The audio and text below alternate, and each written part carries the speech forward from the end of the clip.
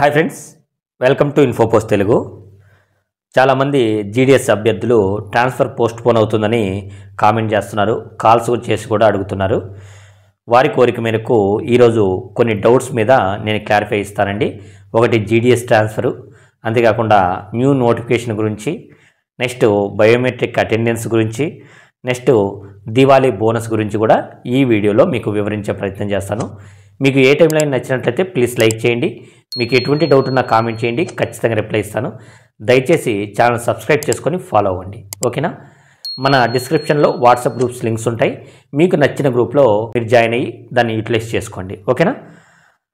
నేను ఖచ్చితంగా అప్డేట్ ఉన్న ప్రతిసారి కూడా నేను వీడియో చేస్తానండి. జీడిఎస్ అప్డేటు, ఎటువంటి అప్డేట్ వచ్చినా నేను వీడియో చేస్తాను.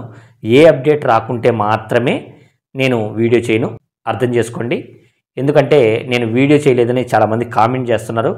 ఎటువంటి పర్పస్ లేకుండా వీడియో చేయడం వల్ల మీ టైం వేస్ట్, నా టైం వేస్ట్. ఏదైనా అప్డేట్ వస్తే ఖచ్చితంగా మీకు అందించే ప్రయత్నం అయితే 100% చేస్తాను, ఓకేనా?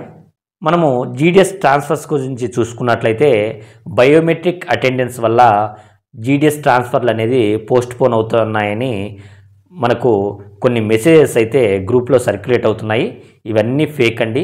మనకు ఆల్రెడీ జీడిఎస్ ట్రాన్స్ఫర్స్ గురించి వేకెన్సీస్ కూడా ఫైండ్ అవుట్ చేస్తున్నారు. దానికి సంబంధించిన ఆదేశాలు కూడా ఎస్పీలకు, ఐపీలకు అయితే వచ్చేసాయి. ఆల్రెడీ డివిజన్ స్థాయిలో ఎక్కడెక్కడ ఏమేమి ఖాళీలు ఉన్నాయో ఐడెంటిఫై చేస్తున్నారు. కాబట్టి మనకు రూల్ 3 ట్రాన్స్ఫర్ అనేది ఆల్రెడీ స్టార్ట్ అయిందని మీరు గమనించాలి. ఖచ్చితంగా అక్టోబర్ 1st వీక్లో మనకు రూల్ 3 ట్రాన్స్ఫర్ పోర్టల్ అనేది ఓపెన్ అవుతుంది. నోటిఫికేషన్ కూడా రిలీజ్ అవుతుంది. కానీ మనకు అక్టోబర్ ఎండింగ్ కల్లా మనకు దీని పూర్తి ప్రాసెస్ అయిపోతుంది, ఓకేనా? అంటే అక్టోబర్ ఎండింగ్ వరకు మనకు రూల్ 3 ట్రాన్స్ఫర్ అనేది కంటిన్యూ అవుతుంది అనమాట. నవంబర్, డిసెంబర్ అనేది మనకు ఏ టైంలో అయినా కొత్త నోటిఫికేషన్ అంటే జీడిఎస్ న్యూ నోటిఫికేషన్ అనేది మనకు నవంబర్ ఎండింగ్ కానీ డిసెంబర్లో కానీ ఖచ్చితంగా న్యూ నోటిఫికేషన్ అయితే ఉంటుంది, ఓకేనా? ఇదైతే క్లారిటీ. దీంట్లో ఎటువంటి చేంజెస్ లేవు.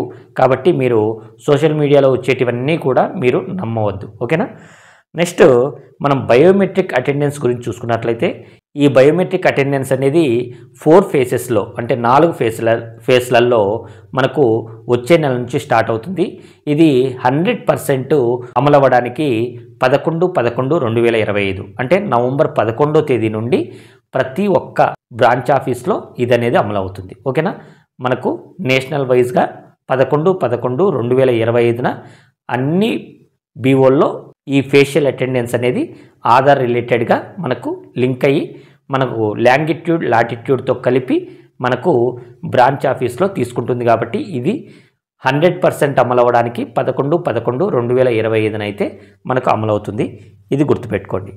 నెక్స్ట్ చూసినట్లయితే దసరా, దీపావళి బోనస్ అంటే కొంతమంది దసరా బోనస్ అంటున్నారు, కొంతమంది దివాళీ బోనస్ అంటున్నారు. మనకు దసరా, దీపావళి అనేది దగ్గరగా ఉంటాయి. కాబట్టి ఆయా ప్రాంతాల్లో ఏ పండుగను విశిష్టంగా తీసుకుంటారో ఆ పండుగ పేరు కింద మనకు బోనస్ రావడం అయితే జరుగుతుంది. అఫీషియల్గా అయితే ఇది దివాళీ బోనస్. కానీ మనకు తెలంగాణలో దసరాను బాగా జరుపుకుంటారు కాబట్టి దుర్గామాత సందర్భంగా దసరా బోనస్ కూడా అంటారు. కాబట్టి దీంట్లో మీరు ఏదైనా అనుకోవచ్చు, ఎటువంటి ఇబ్బంది లేదు. కానీ మనకు దసరా, దీపావళికి 1 వీక్ ముందు ఈ బోనస్ అనేది క్రెడిట్ అవుతుంది. మనకు ఈ విధంగా చూసినట్లయితే దీపావళి 20వ తేదీ వస్తుంది, దసరా అనేది మనకు అక్టోబర్ స్టార్టింగ్లోనే వస్తుంది. కాబట్టి మనకు వచ్చే మంత్ 1st వీక్ ఎండింగ్ కానీ 2nd వీక్లో కానీ కంపల్సరీగా మనకు బోనస్ పడే అవకాశం అయితే ఉంటుంది.